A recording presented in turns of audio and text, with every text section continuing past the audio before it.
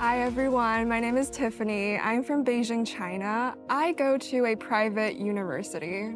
Hello everyone, this is Akshay. I'm from Mumbai, India. I go to a public university. My name is Fatima, originally from Nigeria. I go to an HBCU, meaning historically black colleges. My name is Thi Nguyen, and I'm from Vietnam. I go to a community college. I want to be able to influence the world, and United States stands out as a pace setter in research. I'm so excited about being here. In my opinion, U.S. degree is extremely impressive, and that makes studying abroad in the U.S. an excellent choice. There are many types of institutions in the United States. I think it's just so unique that there's so many to choose from. I had to make a major choice between the type of university that I was supposed to attend. The major factor that I considered was the scholarship opportunities that were available and the alumni network. I've heard so much about the HBCUs as historically black colleges. I chose those because I wanted a school that really represents me. As a humanities student, I prefer seminars instead of lectures because I find myself better understand the material if we get to discuss it in class. That led into my decision of going to a private university. I chose a community college to study because most of the community college offer affordable costs, and they often offer a lot of majors you can choose from. Some of the things I find that are in common between different types of institutions in the US is that the curriculum are more comprehensive. It is more practical oriented that really helps you get hands-on experience about what you're learning. Students can benefit from forward-thinking technology and modern facilities. And I love the diversity, the fact that it's a melting pot for everywhere in the world. And so it's an awesome experience for me.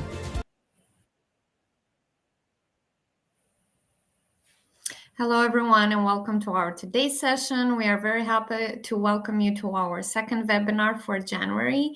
And as we've said in our previous session, we are going to talk specifically this month about research phase. So we know that the many students which are now focusing on their applications for studies in the US, they would do their research, and we decided that this month is going to be dedicated to some steps that you might also consider during your research process. And first of all, I would just like to remind you once again that Education USA Virtual is here to help you with interesting webinars, courses, and MOOCs that you can find on our official website. We have a lot of interesting articles. We have monthly webinars, which we conduct on different topics. And additionally, you can find on our website the link that will redirect you to your Education USA Center in the region. So in case if you are seeking help from our advisor, you can find the nearest Education USA Center, and our Education USA advisors will assist you. So during our today's session, we're going to talk about rankings. And we know that this topic is really important and really relevant for those students who are in their research process, as we've said. And today we have as an invitee Kristin Crosby from Kristin Crosby, the Director of International Admission from Ohio Wesleyan University. Thank you so much, Kristin, for being with us today. We really appreciate that you are introducing us to some interesting facts and myths about rankings, because we know that a lot of students would be worried during this research phase about ranking specifically. Sometimes this is very confusing also. So we just want to know more about what they should consider as a myth and what would they consider as a fact. And I know that Kristin prepared an interesting presentation for that. So yeah, I will give you the floor, Kristin. Great. Well, thank you so much, Alina. I'm really excited to have this opportunity. Thank you for this opportunity. I've been working in international admissions for about 25 years. So I've worked at a variety of institutions, actually all private, all small. But in terms of rank and selectivity, I've worked at some of the most highly ranked institutions, some institutions that are ranked out of 100. And I can tell you that, first of all, it's what you put into it that you're going to get out of your college experience.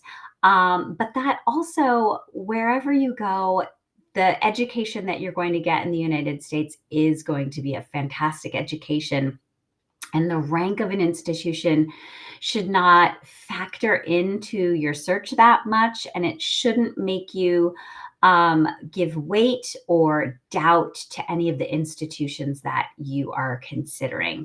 And before I go on to my next slide, I just want to say that that video that you shared was fantastic, because I think it highlighted that there are 4 kinds of institutions in the US: public, private, historically Black colleges, or other colleges that serve certain populations, maybe all women, all male, and community colleges. So there's a lot to consider when doing your search, but wherever you land, you're bound to get a great education in the United States. Just very quickly, I'll skip past my introductory slide, but I'll be sure to put my email in the chat box at the end, and I'll just dive right into our presentation. So first myth that it's more important to focus on rank or reputation than fit. Absolutely false. You really, when you do your college search, want to focus on what colleges and universities have to offer you that is going to be a good fit for you. It's going to be your home away from home for the next 4 years or so. So it's not just about going to class, getting a degree, training for a career, but there's so much that goes into your experience in the United States. So you want to go well beyond just things like major, rank, and cost, and really try to assess that fit, which I will delve a little more deeply into later in this presentation. A lot of times students start their search and they think, okay, what institutions have I heard of? Where are people going? Where can I get a list of information? I think I'll go and look at the top ranked schools and start applying to those. And as you can see, the schools with the lowest acceptance rates from US News and World Report, these are the schools that have the lowest admit rates. They're probably the most famous schools that you've heard of: California Institute of Technology, Harvard, MIT, Stanford, Brown, Chicago, Yale, Duke, Princeton, and Penn. And looking over here at these acceptance rates, they are all well below 10%. And then when you take into account being an international student who may need financial aid, the acceptance rate for international students is probably going to be even lower. So that's why you want to get rid of the idea of going to the most famous schools, highly ranked schools. And this would also be true for a lot of highly ranked small private colleges as well. They also have really small acceptance rates. So what don't rankings tell you? It's easy to get drawn in and think that the rankings are going to be the best way to put together your list. And I will go into some detail on how the rankings get put together. But the rankings don't tell you about the quality of teaching at universities. And of course, we would all say it stands to reason that teaching excellence leads to student success. So how can rankings not factor in quality of teaching? Well, they don't.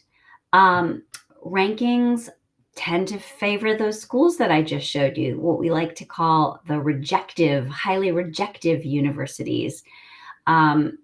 They definitely favor those highly rejective universities, and I'll give you some reasons why in just a minute. They're not official. They're compiled by presidents and staff at colleges and universities. It's kind of like peer pressure, peer ranking each other. So I'll go into some more detail about that, but suffice it to say that they are not truly official rankings. They also don't take into account student happiness, safety, and brand does not equate with quality. And if you were just to do your search by fame, brand name, an international student would be missing out on hundreds of US schools that offer amazing undergraduate programs and experiences with dedicated faculty, abundant resources, smaller class sizes. And this is a quote from a former admission officer at Yale University and Georgetown, two really selective schools. And she herself says that it's not all about fame and rank, and that international students would really do well to broaden their list and look at schools you might not have heard of yet. Rank doesn't also take into account learning outcomes and many other factors. So, as I said in that previous slide, the US News and World Report is not an official ranking system. Believe it or not, US News and World Report, which sounds so official, it's not a government ranking system. It was actually created by a man who had a magazine industry, and he came up with the idea, I'm going to sell magazines based on these college rankings. And he also had other magazines that ranked other things as well. So it really was his own business that he created. I've actually visited his office, and it was a tiny little office with just a few employees working there. And yet it's grown into this huge industry that really drives the whole kind of admission application process in terms of people's minds and where to apply. But it was designed to sell his magazine, and somehow it's just really taken off over decades. And people think that it's very official around the world, but it's actually not. So these are some of the things that go into his formulation in terms of how the ranks are created: graduation and retention rates, academic reputation. But I'm asking, who's coming up with that reputation? Because again, it's not official. So this academic reputation is really based on what other college college presidents think of the other colleges and universities. Faculty resources. So, the universities that have the most money and can pay their professors the highest salaries, that's going to factor in there. And then here, admission selectivity. How many students universities reject? How many they admit?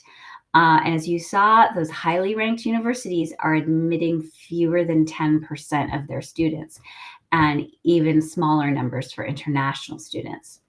Alumni giving factors into this. So how much money people who've graduated and donate back to their university, why would that factor into rank? But it does.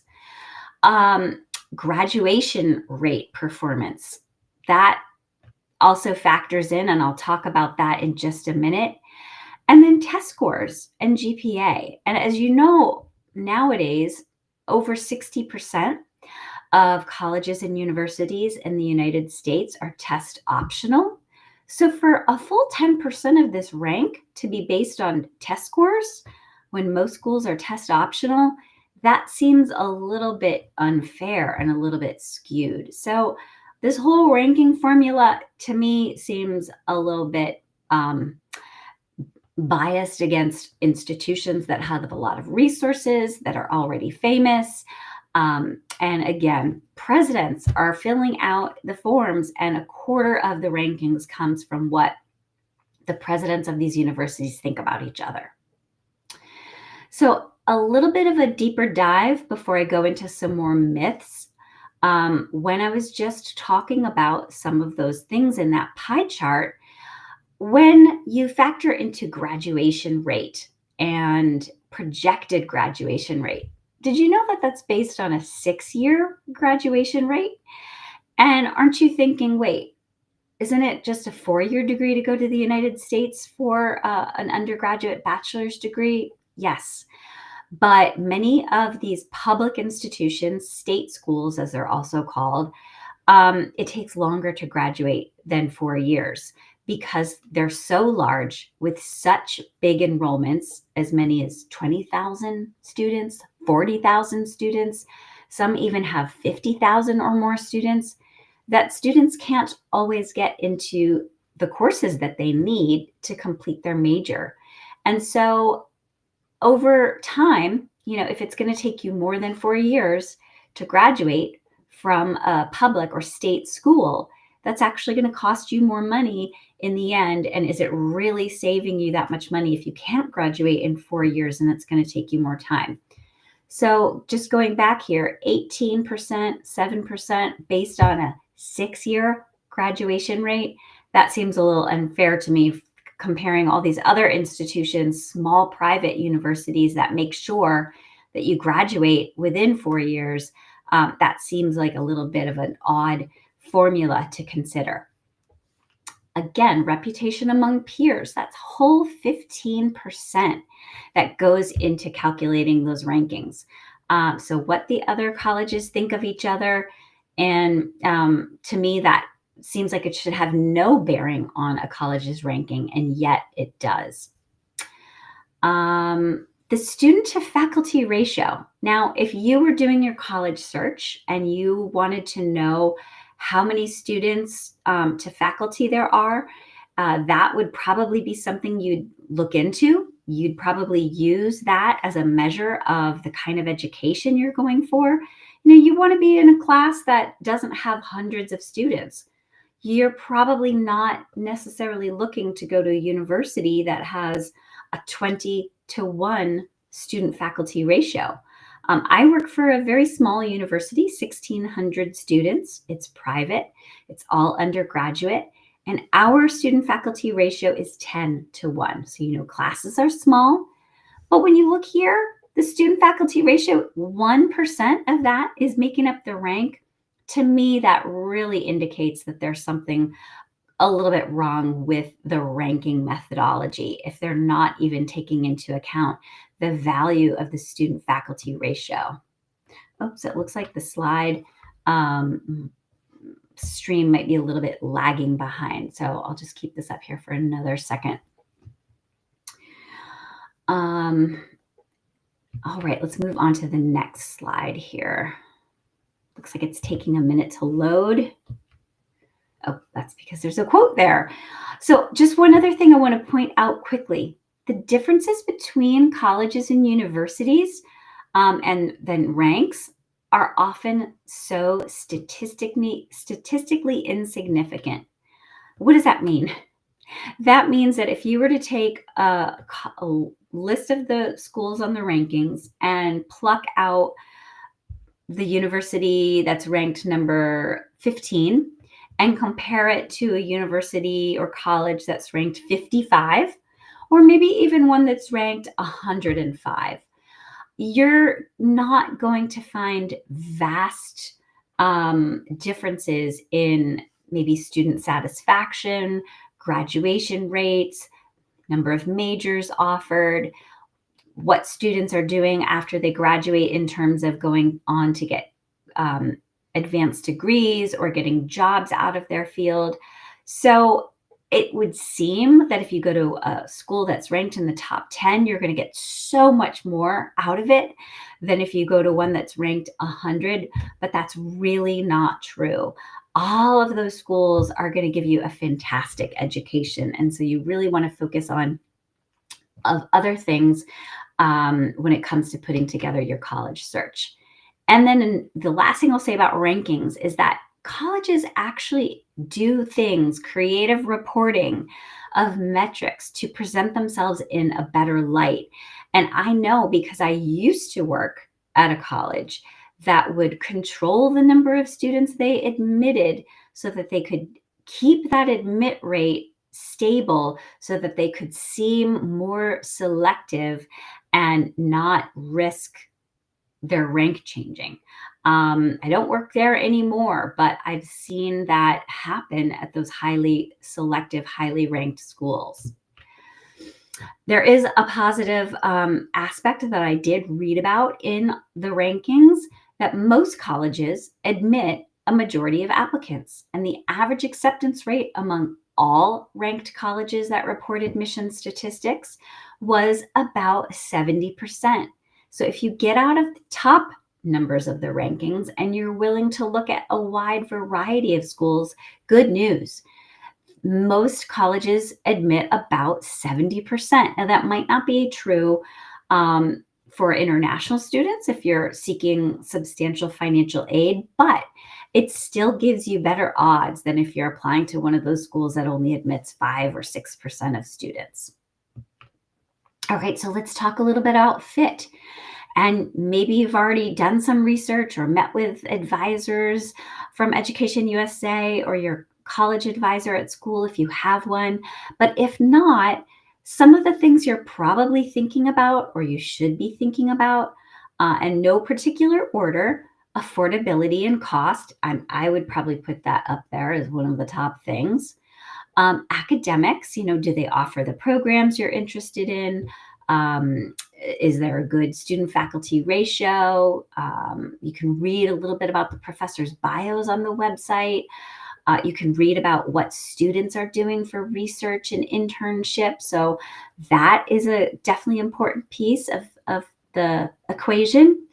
You might take into account location, size of the campus, what the campus looks like. Is it a pretty place that gets you excited to be there? And when I say location, I don't just mean big city. I mean, think about the entire United States and don't just focus on the most famous and well-known states, because there are wonderful options in all 50 states. And, the more you look at those, California, Massachusetts, New York, maybe Texas, again, those are going to probably be the places that will be the most difficult to get into because everybody is applying to schools there. So look at other states as well. My institution, Ohio Wesleyan, is in Ohio. Ohio, the state, is ranked 7th in terms of the most colleges and universities. So there's a lot to consider outside those other most famous states that you are aware of. And same with location in terms of smaller cities or college towns. So don't just think that you've got to go to a big city to have it all. Campus life, clubs, athletics, dining, student services, diversity, safety. All of those things can play things that you should forget to delve a little deeply into these things as well when you're researching colleges, because it's also what you do outside of the classroom and who you get to know and how you feel welcomed and supported. That's going to factor into your success, your happiness. So think about those things as well. And when you are putting together your list and going to websites and doing research, speaking with people, maybe meeting with Education USA advisors, you want to maybe focus on some of these questions. Are any classes taught by graduate students? So at a small private institution like Ohio Wesleyan, we don't have any grad students teaching. So you will be taught by professors only who are experts in their field. Now, if you go to a large university, a public school, a state school, or even a private large university, there might be graduate students teaching. Any place that has graduate programs like master's or PhD programs, there's a good chance that there may be grad students teaching some of your classes. So think about how important it is to you to work directly with professors. Maybe have that factor into your search. See if you can dig a little more deeply and find out if most students graduate in 4 years or if students are graduating in 5 or 6 years, because that will definitely factor into cost. How large are classes? Average class size is important, but you also want to find out how big the largest classes are, because average class size doesn't really tell you a lot. But when you find out how big the largest classes are, you're going to get an idea of if you're going to be sitting in an auditorium, listening to a lecture. At Ohio Wesleyan, 95% of our classes have 20 or fewer students. So all our classes are small. But I didn't go to Ohio Wesleyan. I actually went to Brown University. And even in my final year at Brown, I had classes that had 500 students. And we were just sitting in a dark auditorium listening to somebody lecturing at us, and it was not an interactive education at all. So you think about the kind of setting you want to be in. And that student in that video you just watched mentioned that she loved the seminar and the discussion. So if that's what you love, try to narrow your search and find that. Some schools you don't apply to a major. Ohio Wesleyan, you don't apply to a major. Larger universities might have you apply to a particular major, like, School of Business or School of Arts and Design. So you'll have to figure out if you are required to apply to a specific major, and is it more competitive to get into that major. Also, housing. It's a long way for you to come, and you don't want to have to worry about getting all that furniture and supplies. So having campus housing is a real help for you, and you want to see if you'll be provided housing all 4 years. Is it just the first year? Is it guaranteed? So see if you can find that on the website. The next one, don't really need to go into that too much. It's, do you have to take specific classes, or is it a flexible curriculum? How soon can you participate in activities? That has to do more with a really large university versus a small one. And think about if it's easy to meet professors and form relationships with them. Will they mentor you?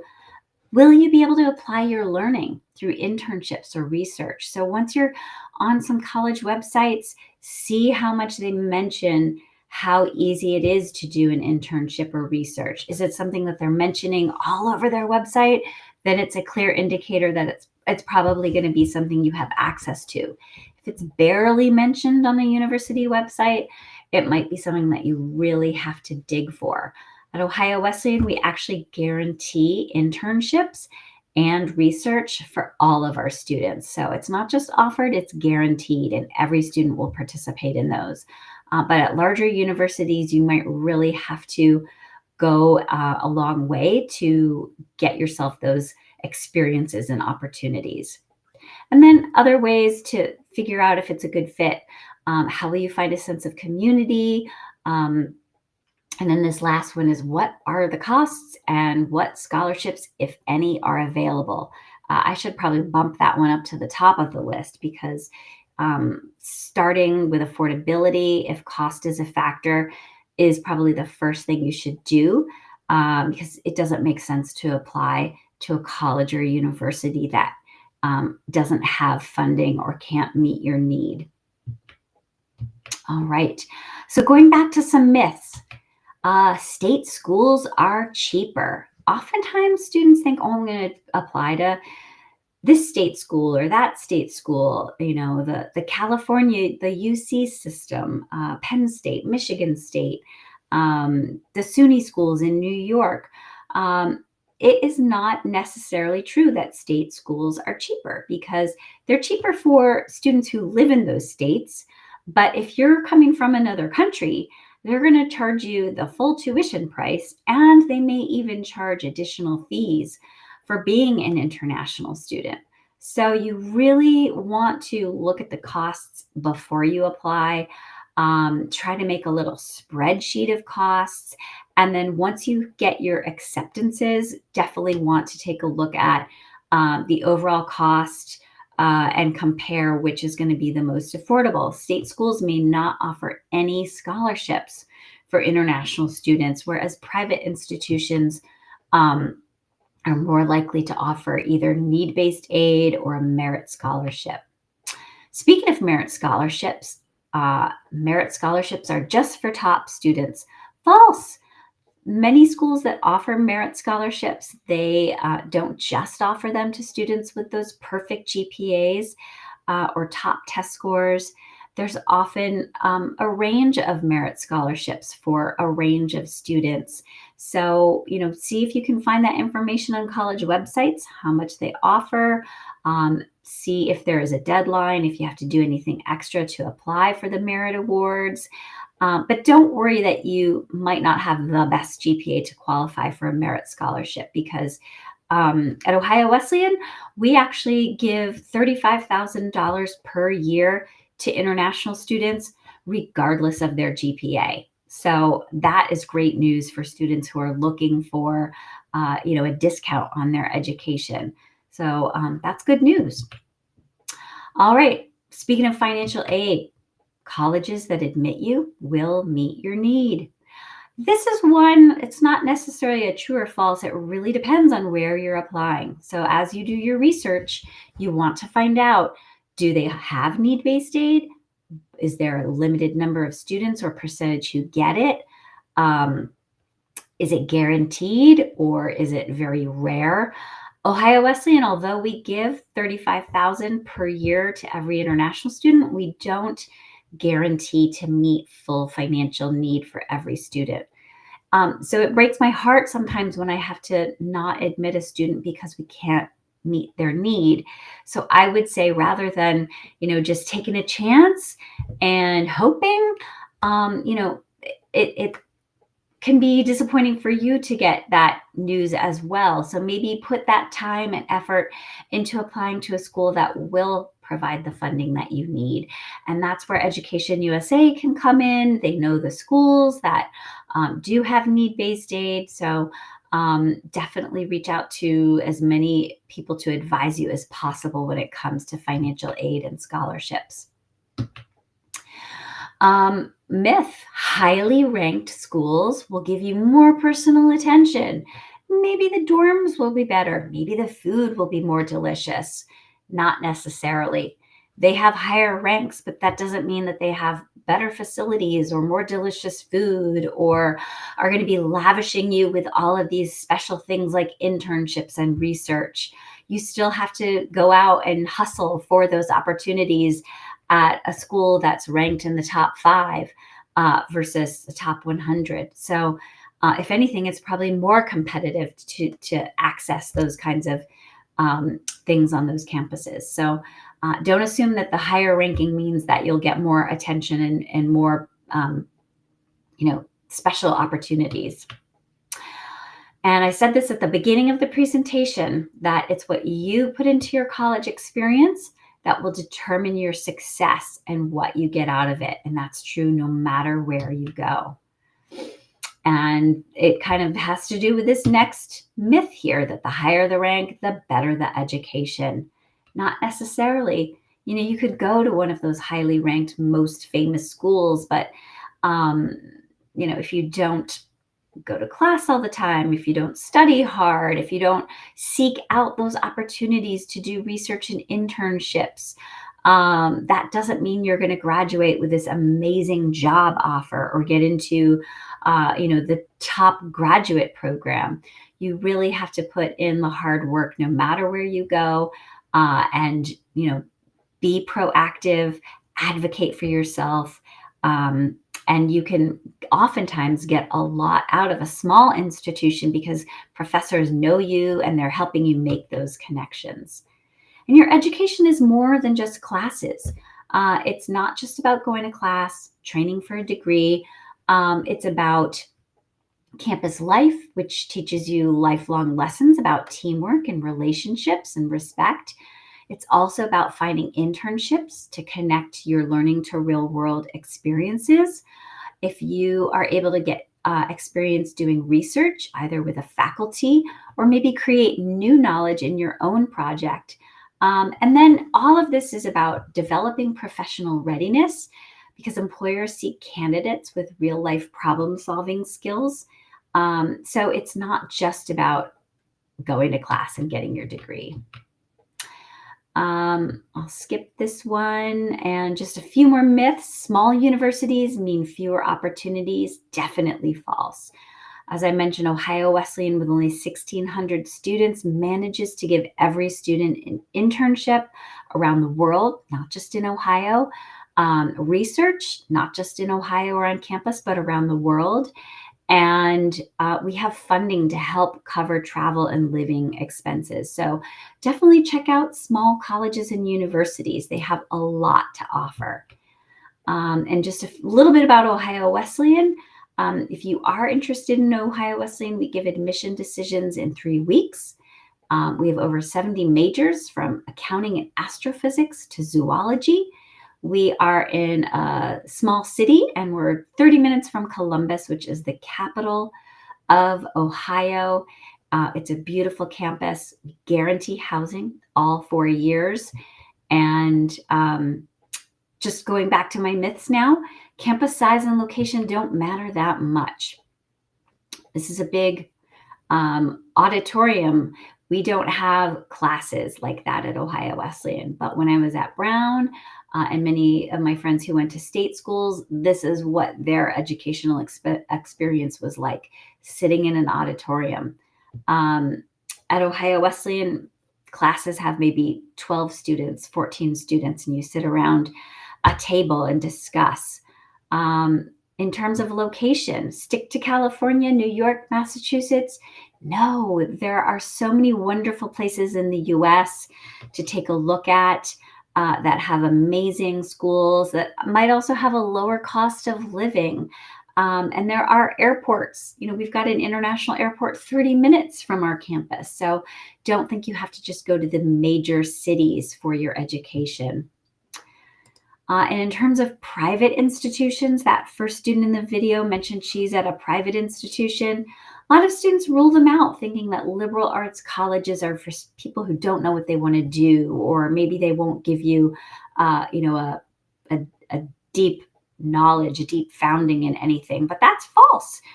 You can major in STEM. You can go to law school or med school. You can double major. You will definitely get guidance from your professors in figuring out what your major is. And if you're somebody who knows what you want to major in, you can come to a liberal arts and sciences college and start working on that major from day one. So liberal arts colleges are great for people who want to connect with professors, who want to have hands-on learning, who want to do research, internships, and really engage. And they are good for STEM. Let me see if I have any more slides here. Just a few more on OWU. And here's an important thing. You don't need specific classes in high school to apply to majors in the United States. If you're applying to the UK, oftentimes you do. But in the United States, everybody can have access to any major. So let's say you've always been interested in psychology, but you never took a class in it in high school. Good news, in the United States, you can major in psychology, even if you never took a class in it. So there's a lot of flexibility in terms of choosing your major. I know we're probably at time here, so let me pause and see. Alina, do you want me to stop here so we can take some questions? I don't think there is a need to stop. You can continue. I think it's very interesting, and I see that our audience is still active here. So I think all the points and all the myths and the facts that you have specified here are really nice. How many slides we have more? I don't know. I mean, probably not. Okay, please continue. Yeah, sure. Yeah. Well, speaking of majors, I also want to mention that in the United States, your major does not necessarily have to determine your career.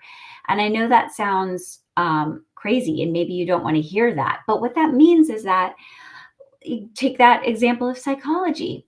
If you major in psychology, it doesn't mean you have to become a psychologist. You can work in business. You can work in hotel management. You can work in, the arts, anything with a psychology degree. The same is true with lots of other degrees. And U.S. colleges and universities have really robust career services departments that will help you get a job.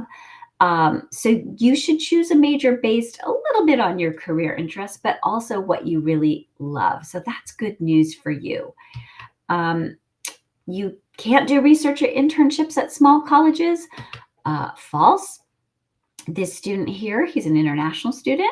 He majored in neuroscience, and he's pictured doing research at the Harvard MIT Broad Institute on the frontal cortex and Alzheimer's. So small colleges, Liberal arts colleges will be actually excellent places for you to do internships or research. And going back to that previous myth that I mentioned, that your major doesn't have to dictate your career. This slide, I want to point out this student here because she's a great example of that, because she majored in geography and economics. But at Ohio Wesleyan, she had all these great experiences. She interned in Beijing at the Nature Conservancy. She did research over the summer with one of our professors in Greenland on meteorological variability. She did a travel course that went to study hydropower energy and environmental alteration in Costa Rica. And even though she majored in geography and economics, she decided to go to graduate school in environmental management at Duke. And once she graduated from Duke, she got a job in London at a climate bonds initiative. So that is what I mean by your major doesn't necessarily have to dictate your career path. It actually opens up lots of opportunities for you. All right, I think this is my last slide. So things that you'll look back on. Once you're out of college, did you have professors who cared for you? Did they make you feel excited to learn, who encouraged you to follow your dreams? Did you feel supportive and have your needs met? Did you find people you enjoyed spending time with who had your best interests in mind? And your housing, how did you enjoy campus life and living? Was your housing guaranteed all 4 years, or did you have to move off campus? These are some of the things that you will look back on after you graduate from college. And as you can see, none of these things have to do with rankings. So really try to focus on fit, on a place that's going to be a home away from home and have all those things that will make you feel welcomed and happy and successful to thrive. And maybe also have scholarships and financial aid, because I think that's a big important factor. And yeah, that is the end of my presentation. So hopefully there were some good nuggets of information that were helpful for you. And if there are any questions, we can take some questions now.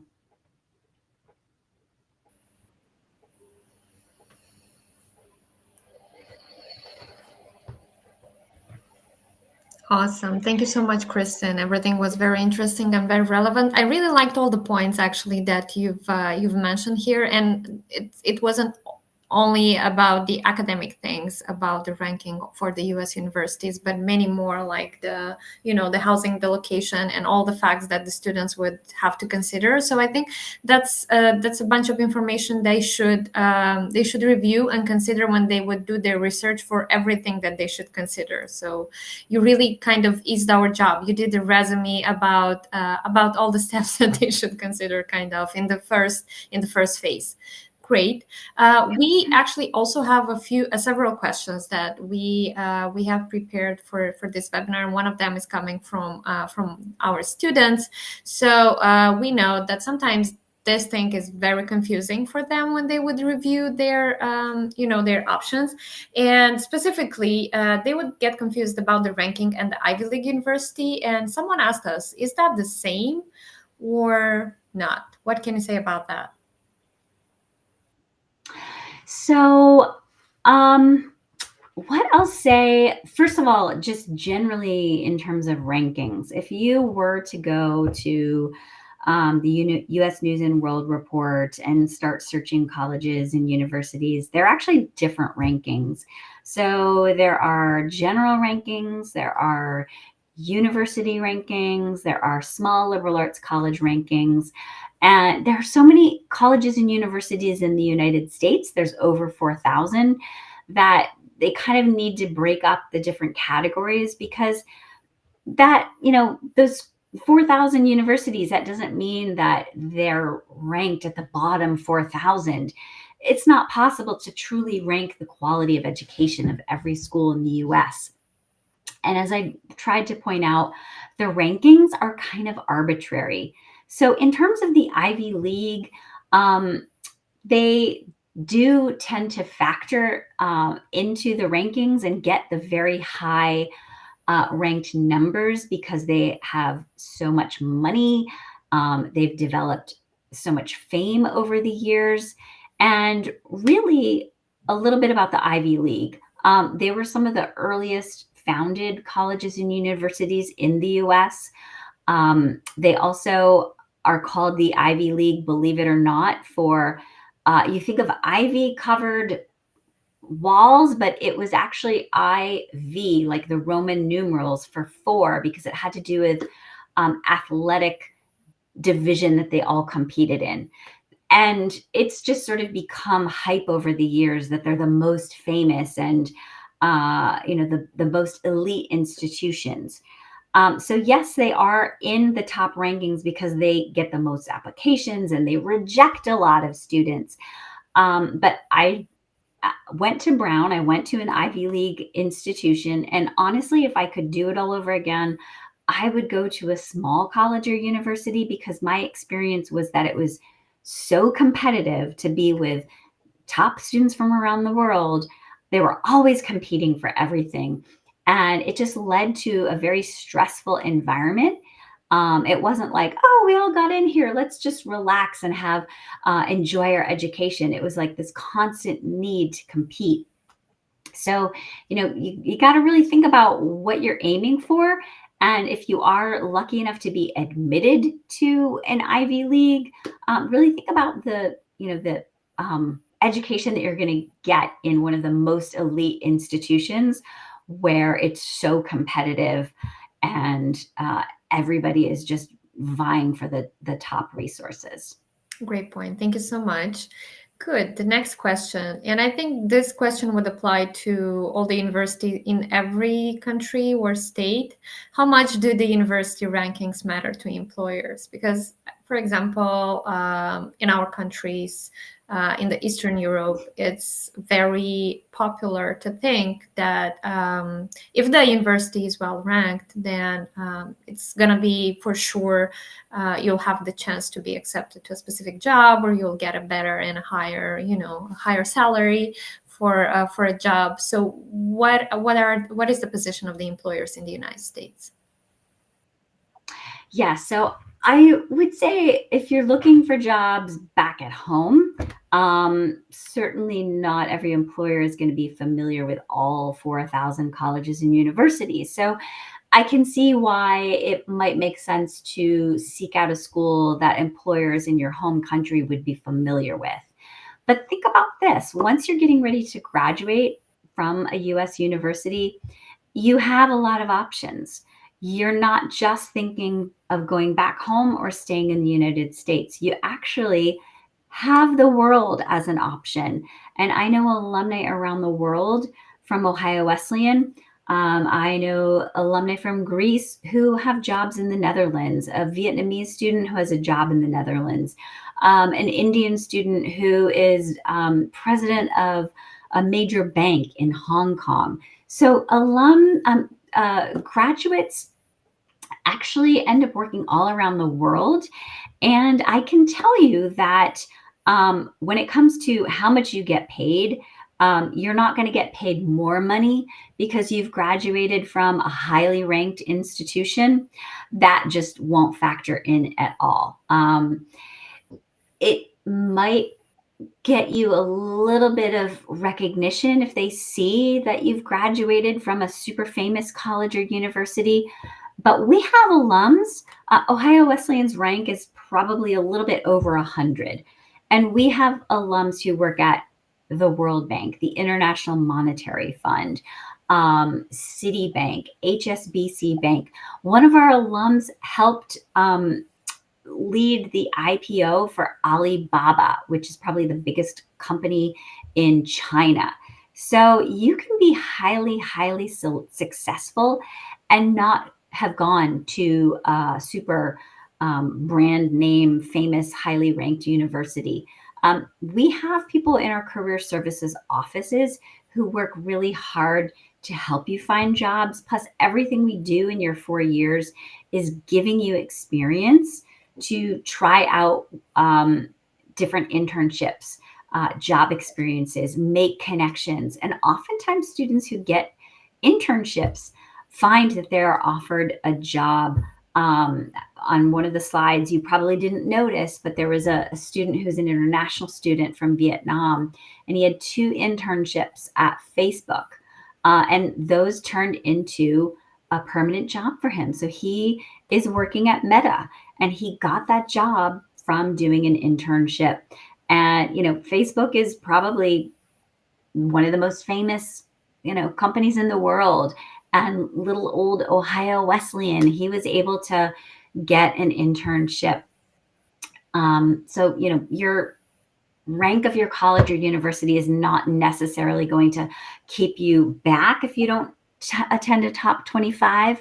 And it's definitely going to open doors no matter where you go. Because as I said, it's what you put into it, and how hard you work and those connections you make during your 4 years that are going to open the doors for you. Thank you. Thank you so much, Kristin. And thank you so much for the presentation. Thank you very much for all this useful information. I'm more than sure that all those who stay with us now live, they really appreciated that. And for those who will watch us after, you guys can also address your question after this video. And this video is done.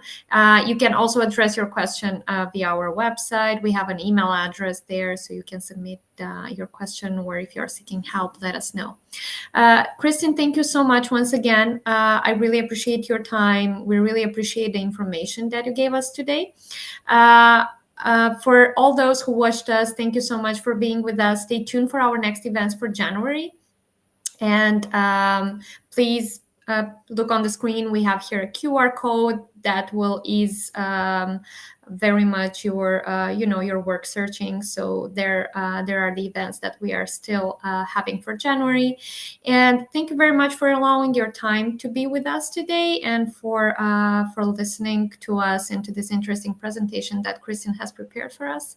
I wish you a great evening, and I wish you a great day, Kristin, because it's morning to you. So I really hope that we will meet for another webinars, and really appreciated the help that you've got for us here. Thank you very much once again.